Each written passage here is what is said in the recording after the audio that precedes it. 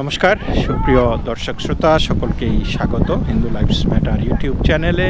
দর্শক, বেগম খালেদা জিয়া মারা গেছেন, এই নিয়ে ভিডিও করা হয়নি।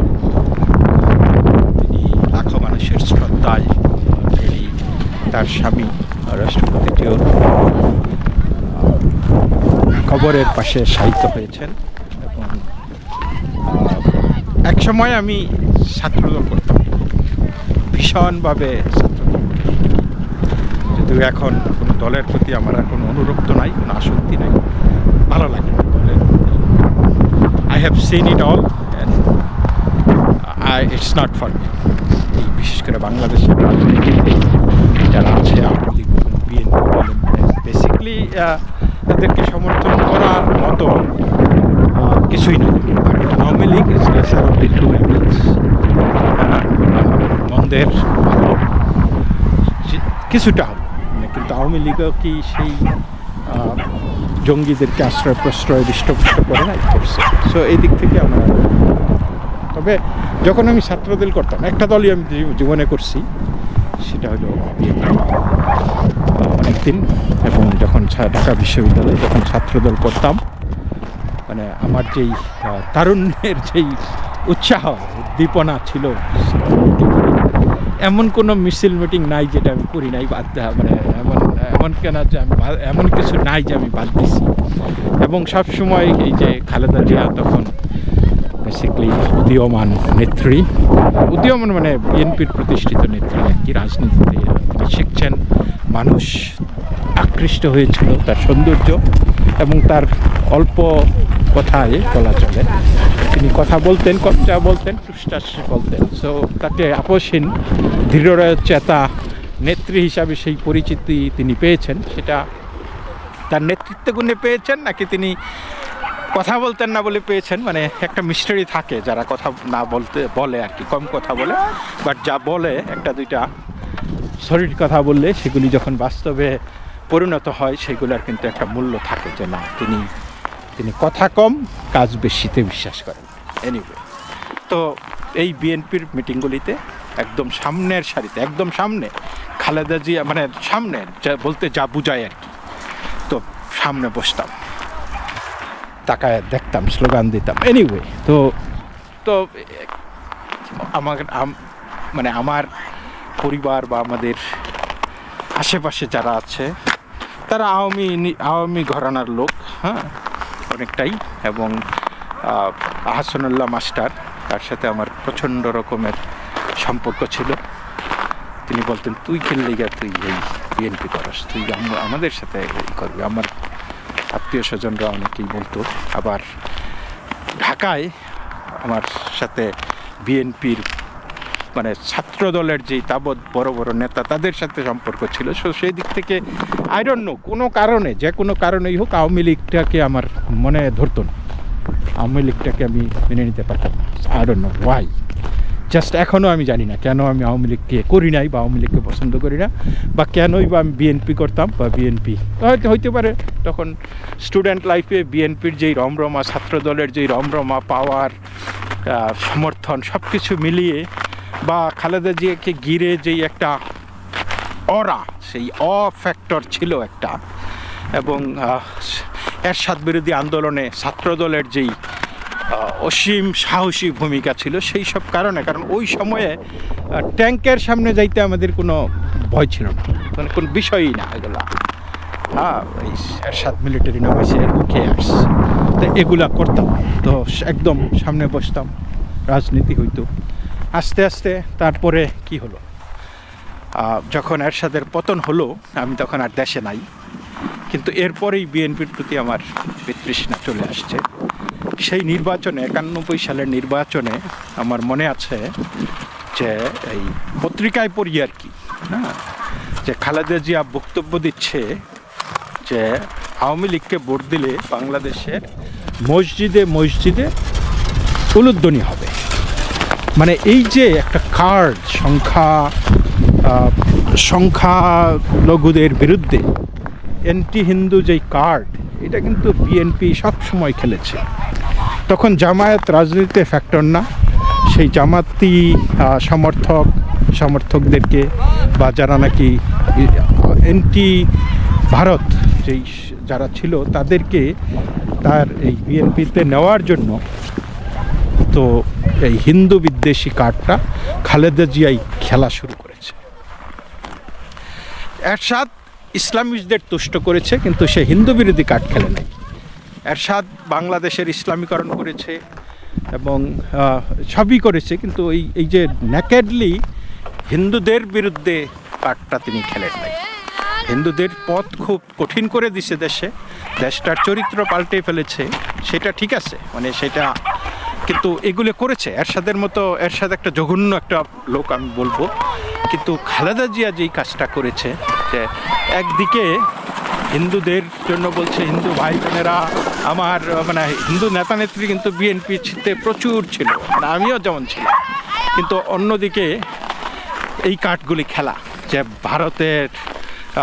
ভারত নিয়ে যাবে দেশকে, বা এই মসজিদে উলুধ্বনি হবে, এইটা কেমনে একজন নেত্রী, একটা জাতীয় নেত্রী কিভাবে বলতে পারে? এটা তো আমরা বুঝতেই পারছি যে এটা একটা ন্যাকেড একটা হচ্ছে accusation against India and against Hindus, শুধুমাত্র এই জঙ্গিদের ভোট পাওয়ার জন্য। এরপর থেকেই আমার এই দলটার প্রতি কোনো রকমের আগ্রহ নাই, এবং আমরা তো তারপরে দেখলাম যে এই জামাতের মন্ত্রিসভা আর বিএনপির মন্ত্রিসভায় জামাতের কুখ্যাত খুনিরা, রাজাকাররা সেইখানে তারা স্থান পেয়েছে বেশ বড় বড় মন্ত্রণালয়ে। তারপরে আমরা দেখলাম যে এই যে তাদের বিএনপির আমলে যেই জঙ্গিপনা কীভাবে বেড়েছে, বোমা হামলা, জেএমবি, কত কিছু, তাই না? তারা দমন করেছে, কিন্তু দমন করেছে তারা কখন? যখন এই যে তোমাকে বদিবে যে গোকুলে বাড়িছে সে, যখন তাদেরকেই করা শুরু করছে, ধ্বংস করা, বিএনপিকেই ধ্বংস করা শুরু করেছে। কারণ এই জঙ্গিরা এমন একটা জিনিস যে এগুলো হচ্ছে পরজীবীর মতো, পরজীবী থেকে আপনি ওইখানে এই শক্তি সঞ্চয় করে তারপরে সেই গাছটাকেই কিন্তু খেয়ে ফেলবে, নষ্ট করে ফেলবে, ধ্বংস করে ফেলবে। সেই মাটিটা, উর্বর মাটিকে তারা অনুর্বর করে তুলবে।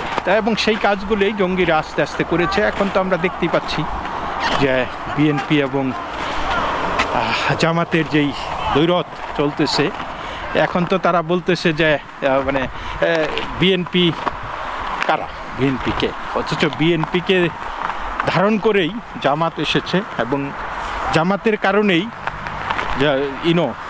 আন্তর্জাতিকভাবে জামাতকে বলা হয় যে Tier 3 টেরোরিস্ট অর্গানাইজেশন, মানে তৃতীয় শ্রেণীর সন্ত্রাসী সংগঠন। এবং এই বিএনপির প্রতিও বহির্বিশ্বে যেই একটা সন্দেহ আছে সেই জামাতকে নিয়েই, বিকজ জামাতকে তারা শেল্টার দিয়েছে এবং জামাতকে অপারেট করার সুযোগ তারা দিয়েছে। সেই কারণে বিএনপির বিরুদ্ধে যথেষ্ট অভিযোগ বহির্বিশ্বের আছে, ভারতের তো আছেই। তো সেই জায়গাগুলি এখন বিএনপি কাটায় ওঠার চেষ্টা করতেছে। এই কারণেই তারা 17 বছর ক্ষমতায় যেতে পারে না, এবং সেটা তারা কাটায় ওঠার চেষ্টা করতেছে। এখন তারা জামাত বিরোধী কথা বলতেছে, এখন সুযোগ বুঝে আবার তারা বল পাল্টায় কিনা সেটা দেখার বিষয়। এবং এই যে খালেদা জিয়ার কথা বলতে গিয়ে যেটা বলছিলাম, যে উনি তো আপসহীন নেত্রী, সেই সব ঠিক আছে, কিন্তু উনি যেই খেলাগুলি খেললেন, তারপরে মানে উনি 8 পাস নাকি স্বশিক্ষিত নাকি মেট্রিক পাস, এটা আমরা এখনও জানলাম না। একটা ধূম্রজাল তাকে নিয়ে রয়েই গেছে। তারপরে তাকে নিয়ে খেলেছে, তার ইমেজকে ব্যবহার করেছে, তার সৌন্দর্য, তার স্বল্প বা ভাষিতা, এইগুলিকে খেলা করেছে। তাকে একটা কমোডিটি হিসাবে বিএনপি ইউজ করেছে রাজনৈতিক মাইলেজ পেতে। এবং এই যে তার জন্ম কবে, জন্ম কোথায়, এগুলি নিয়ে কিন্তু সন্দেহ, তার শিক্ষাগত যোগ্যতা, এগুলি নিয়ে বিতর্ক রয়ে গেছে। এগুলির কোনো যথাযথ আমরা উত্তর পাই নাই। এবং ভাগ্যের নির্মম পরিহাস যে তার মৃত্যুটা নিয়েও কি খেলা হলো। তিনি তার এখন এইটা নিয়ে আবার যে তিনি কবে মারা গেলেন সেই মৃত্যুটার কথাও আমরা এখন আর মানে একদম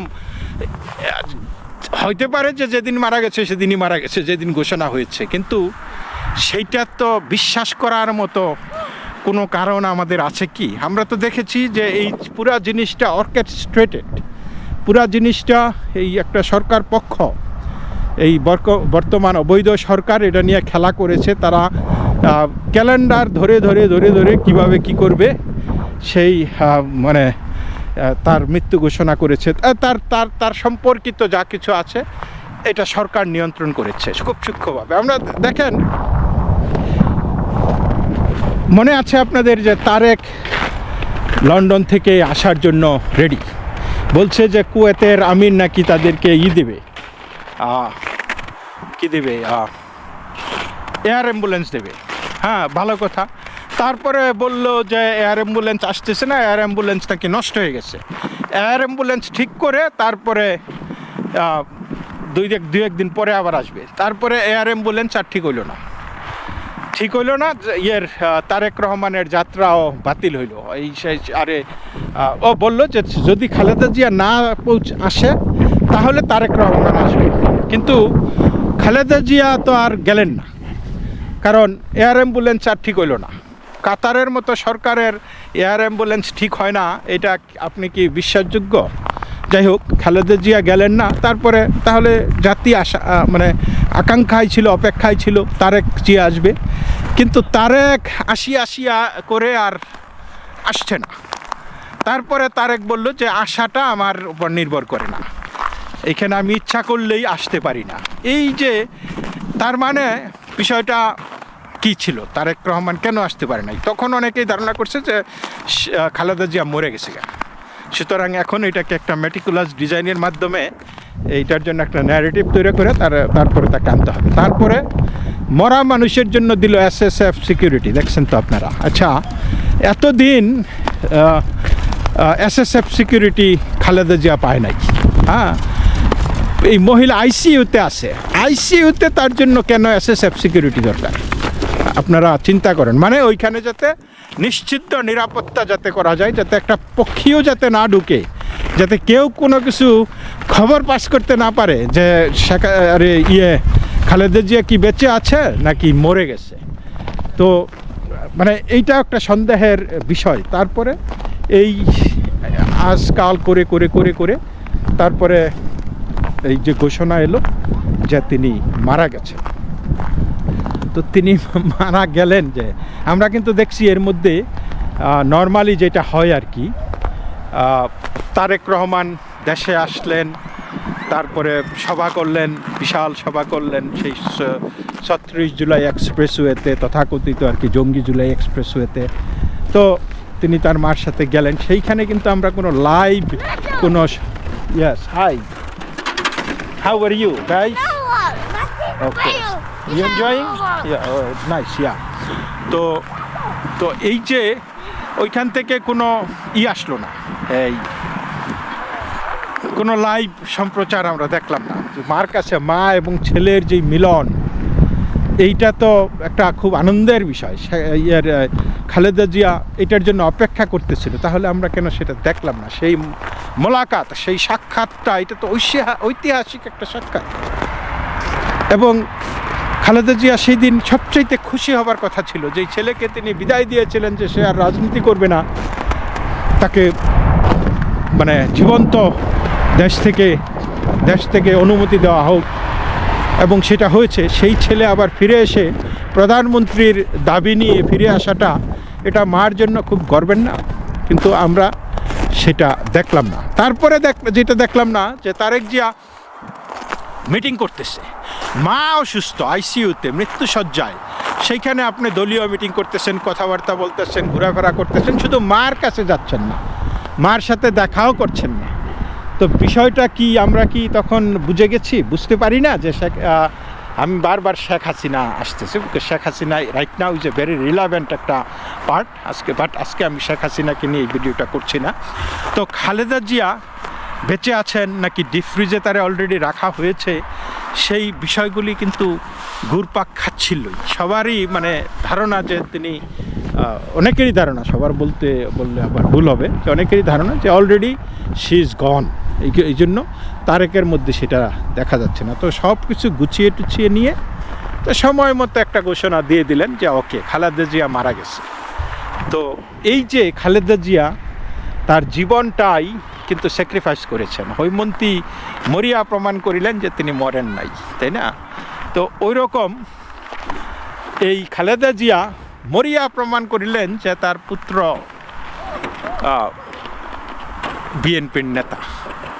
এবং এই যে একটা স্যাক্রিফাইস, এই যে একটা পুরা জীবনের ইসের মধ্যে যে একটা অনিশ্চয়তা, অনিশ্চিত একটা, এই যেখানে কোনো ক্লোজার নাই। আমরা জানি না তিনি জন্মেছেন কবে, আমরা জানি না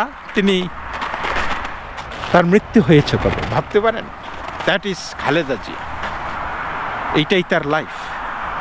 তো দর্শক, এই পর্যন্তই। সকলেই ভালো থাকবেন, নমস্কার।